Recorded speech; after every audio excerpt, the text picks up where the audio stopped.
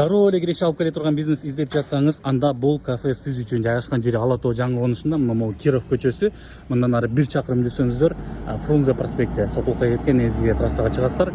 Ал эми бул жагынан болсо Ала Тоо жаңы конушуна киресиздер, достор. 5,5 соток жер тилкесинде жайгашкан 285 чарчы метрден турган имарат, жана ошондой эле жайкысын мындай жайкы тапчандар дагы бар. Бул жерде 4-6 тапчан бар. Ар жагында ашканасы, бул жакта очок, казандары бардык шарты менен навес жабылган, брусчатка төшөлгөн.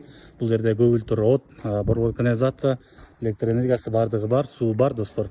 Мына могул жакта 6 тапчан жана ичинде дагы биринчи кабатында чоң зал, экинчи кабатында болсо кабинка, өз-өзүнчө бөлмөлөр бар, достор.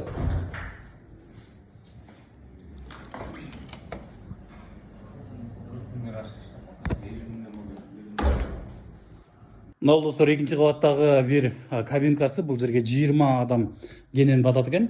Жана ошол сыяктуу дагы 5 кабинка бар. 4 адамдык, 10 адамдык, 6 адамдык, могул жагы чакан кабинканы намазкана кылып койгон экен, достор.